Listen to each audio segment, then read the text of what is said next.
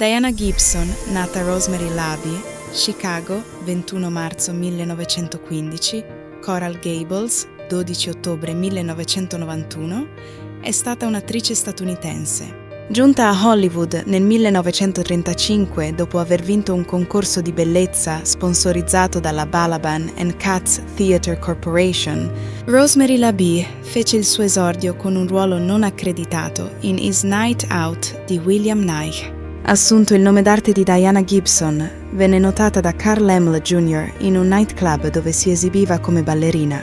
Il produttore le propose un provino, grazie al quale la giovane attrice ottenne un contratto con la Universal Pictures e la parte di Ruth Denning in Dangerous Waters di Lambert Hillier.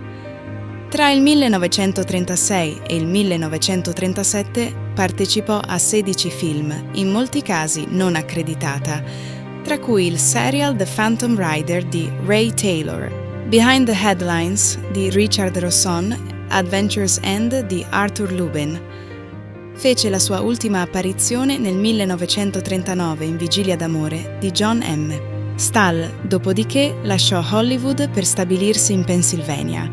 Continuò a recitare a teatro in produzioni locali e al contempo svolse attività benefiche per il Good Samaritan Hospital di Lebanon e lavorò come tesoriera per la Lebanon News Publishing Company, della quale il marito Jack Schropp era general manager.